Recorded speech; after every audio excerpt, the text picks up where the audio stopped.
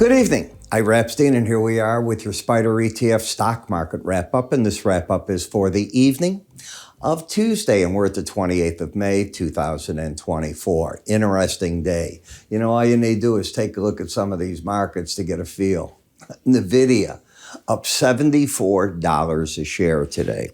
For those of you that get my stock option and futures morning subscriber video, I'm shocked, and you've been long this since December, and I'm shocked at how high it is. And what I've been doing is taking off pieces as the market is rallying up here, because eventually you will reach that bump in the road, and then you can make a decision on coming in at some point. But you still got about 30% of your position left, and I'm very happy with that. I thought Amazon would fall under 180. It finally did. Now we'll see if it can grab any support down there. You know, I was reading today about Novo, the large, is it the Danish maker of the weight loss drug? And the U.S. is asking, why is their drug $969 a month here, when in Germany it's $59, and it's about $160 or so in Canada. And I was reading parts of the answer, and I'm no expert on this, but they're going middlemen. And then I said, okay, and the article goes on. They get 60% of the sale price. That's huge, right? So on a $1,000 item, they're making $600. But they're comfortable making, if they're getting the same deal, 60% on $60.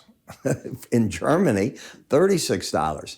And they're complaining, well, it's $10 billion to develop these drugs and the research and getting it to market. I get, but why is America the one that has to pay this?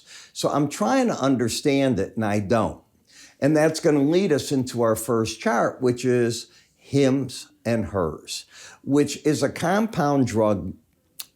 They don't make anything. They go to pharmacists, and they take compounds that use a little of this, a little of that, to try to accomplish the same thing. How many times you see on TV the Viagra ad, your little blue thing comes in the mail, blah, blah. 8 cents a pill versus the same bill would be $400 at Walgreens and CVS. We're flooded in the Midwest with that.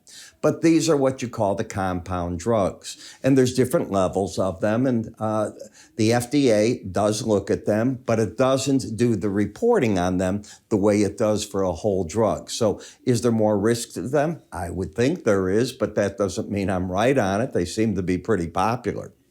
Microsoft up a little bit again, acting not too bad. Meta trying to just play games here. I don't see anything in the car manufacturers. I wrote today in my full research, and I was talking about how EVs are doing. And, you know, we're led to believe how poorly they're doing. That is not the case.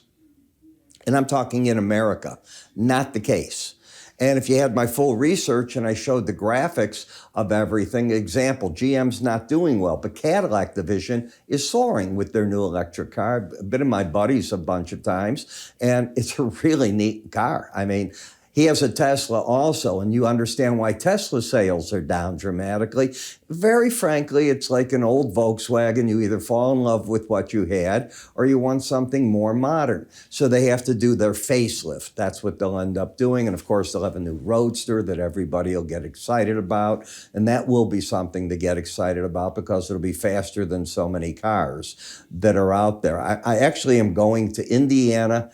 I think it's in August. I have a friend that has a Lamborghini. He's going for the world record in the half mile. So I've been invited out there. I'm a car freak, and we'll have a shot to be with them and see all this. But it's unbelievable how some of these things go. And I've been in the Tesla Plaid. Whoa. Too much car for the average person, including me. I mean, and I'm a guy that drove fast cars all my life. That is one fast car.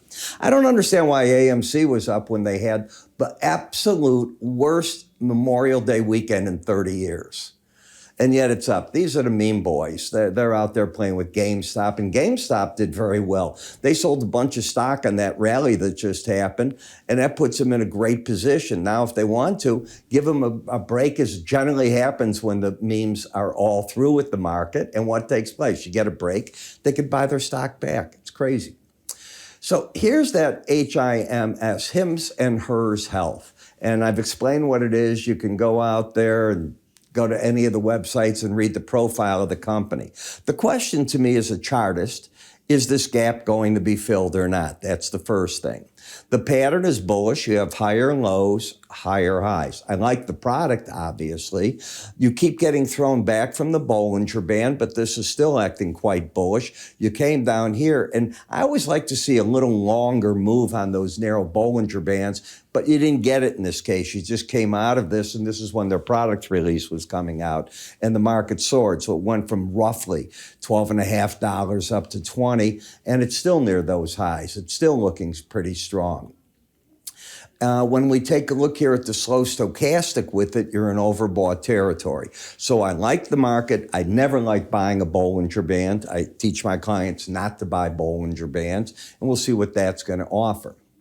When we look at Walmart, I just moved it here because we were talking about it last week. You still have the embedded reading. Until this red line closes under 79, pullbacks in the market are probably going to still be bought. First time it closes under that, the traders will go away from it, in my opinion.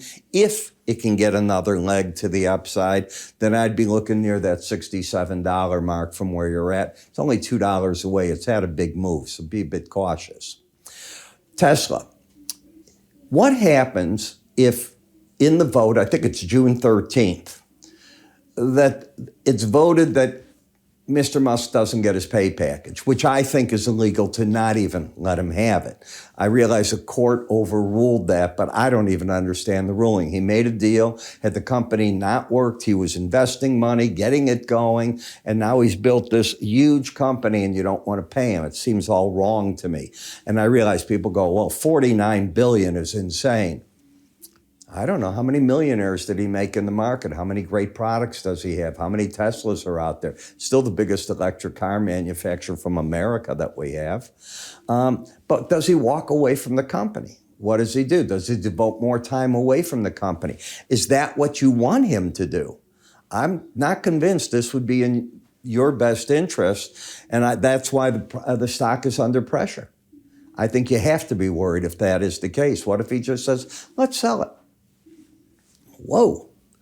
Remember, he owns a huge portion of the shares. He can't vote with his shares to give himself the raise on this. Or I won't call it a raise, to give him his due on this.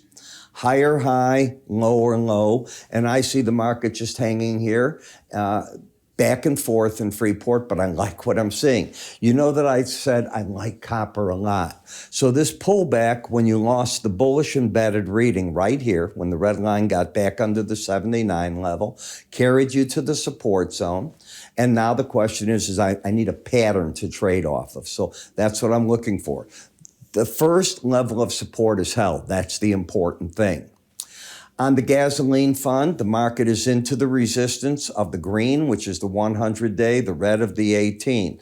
The pattern is up. The bias tonight tried to go to the upside. This little bit over that 18-day average doesn't convince me of much yet. It's got to prove itself. But momentum's turned up, trend up via the swing line, and bias up. So cross your fingers, see if it can go higher from here. XLF still acting terrible. Lower highs, lower lows. You have opened the door for the Bollinger Band, potentially even the 100-day average. The only thing that you have to hang on if you're friendly is you're in oversold territory. I don't like anything else on this chart.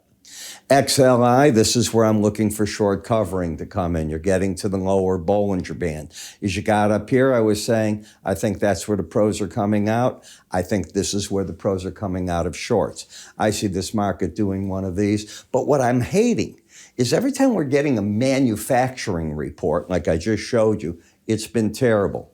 And that bothers me. We're not seeing the industry side of things good.